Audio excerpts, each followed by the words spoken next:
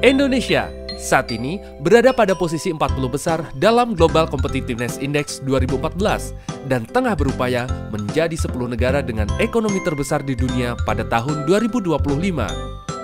Target ini akan sangat bergantung pada perwujudan pembangunan infrastruktur, yang diantaranya meliputi pembangunan jalan dan jembatan, gedung-gedung, bendungan, pelabuhan, bandara udara, jalur kereta api, dan lainnya.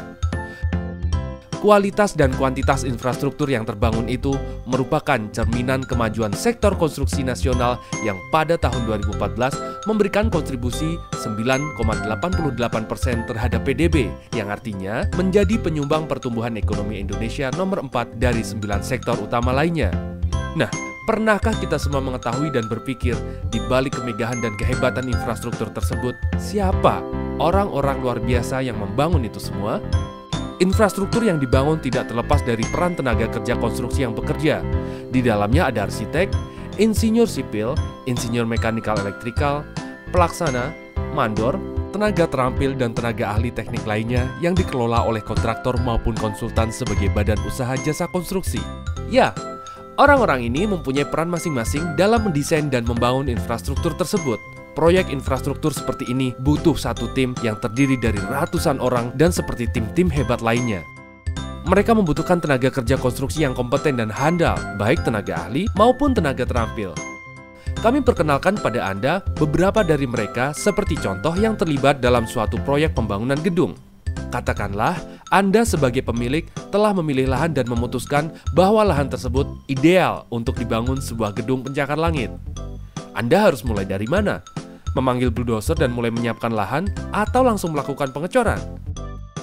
Stop, tunggu dulu. Ini adalah proyek besar. Yang Anda butuhkan adalah suatu perencanaan terlebih dahulu. Pastikan lokasi proyek sesuai rencana tata ruang dan sudah dilakukan studi kelayakan. Jadi, Anda harus menunjuk Hardy sebagai arsitek. Hardy telah memiliki bertahun-tahun pengalaman yang dibuktikan dengan sertifikat kompetensi dalam mendesain banyak pembangunan gedung. Dia bertanggung jawab dalam merancang konstruksi gedung bertingkat. Siapa lagi? Ada Iman, seorang yang ahli dalam bidang teknik sipil yang bertugas untuk menghitung dan memperhitungkan kekuatan serta gedung yang akan dibangun. Gedung itu akan bermanfaat dan sangat tinggi. Jadi, gedung itu harus berdiri kokoh. Iman adalah orang yang bertanggung jawab terhadap kekuatan bangunan. Tanpa dia di dalam tim ini, gedung yang akan dibangun tidak akan kokoh. Iman memberikan rancangannya kepada Khairul, estimator biaya. Khairul akan menghitung berapa banyak material dan biaya yang akan dibutuhkan dalam proyek ini. Perhitungan melalui perencanaan anggaran yang benar akan memastikan efisiensi, baik material maupun biaya untuk membangun gedung kokoh ini. Tapi, jika Khairul tidak memperhatikan garis dasar anggaran tersebut, dana yang dibutuhkan akan sangat banyak. Khairul juga akan bekerja sama dengan Bayu, manajer lapangan. Bayu bertugas untuk memperkirakan berapa lama waktu yang dibutuhkan untuk menyelesaikan semuanya. Misalnya, jika 10 pekerja dalam 2,5 tahun dapat membangun 20 lantai gedung, berapa lama waktu yang dibutuhkan jika terdapat 50 pekerja untuk membangun gedung 120 lantai? Tanpa Bayu, waktu yang digunakan akan sangat-sangat lama dan tentu saja tidak efisien. Sekarang, kita sudah bisa mulai bekerja. Kita akan memanggil mandor dan para pekerja terampil yang kompeten, yang akan bahu-membahu melakukan pekerjaannya untuk mewujudkan apa yang telah dirancang sebelumnya. Di sini, crane, bulldozer mulai mengambil bagiannya. Dalam bekerja, setiap tenaga kerja konstruksi harus memperhatikan K3. Ini adalah prosedur keselamatan yang benar-benar harus diperhatikan saat bekerja di dalam proyek konstruksi. Jangan lupa, perhatikan keselamatan lingkungan kerja. Pastikan semua standar berjalan. Kita harus menghubungkan utilities seperti saluran air, listrik, mengecat tembok, memasang lantai, dan utilitas lainnya. Disinilah fungsi Herman sebagai mechanical dan electrical engineering. Dan, wow! Sebuah gedung pencakar langit selesai tepat pada waktunya. Apakah gedung itu sesuai dengan perencanaan? Jangan khawatir. Dwi sebagai proyek manajer mengawasi dan mengontrol segala sesuatunya dari pekerjaan dimulai hingga selesai dan memastikan semua orang mengerjakan tugasnya sesuai jadwal dan dilakukan dengan aman. Seluruh proyek infrastruktur harus memiliki orang-orang hebat tersebut tanpa terkecuali. semua komponen anak bangsa terlibat dan bahu-membahu dalam membangun infrastruktur yang handal dan berdaya saing tersebut demi Indonesia yang bermartabat.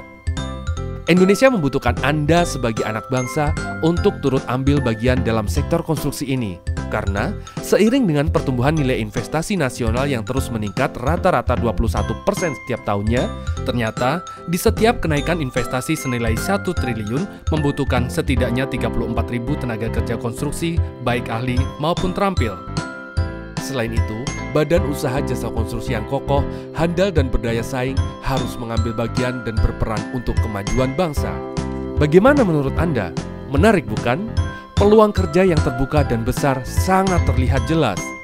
Mungkin Anda bisa mempertimbangkan karir di sektor konstruksi.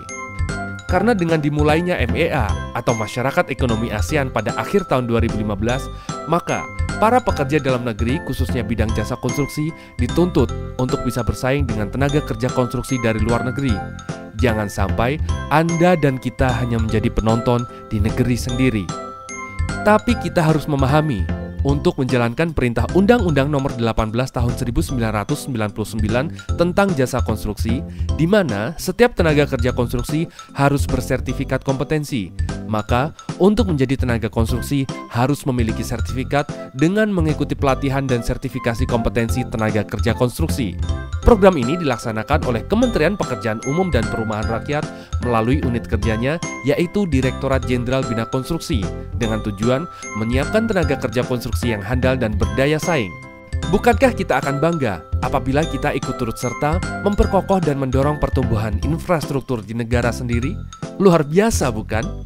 Anda akan bisa seperti Hardy, Iman, Khairul, Bayu, Herman, dan Dwi yang pada akhirnya akan mengatakan, saya ikut terlibat dalam membangun infrastruktur nasional dan bangga menjadi anak bangsa yang kompeten dan handal. Bersama, kita membangun, mewujudkan ketahanan masyarakat jasa konstruksi nasional.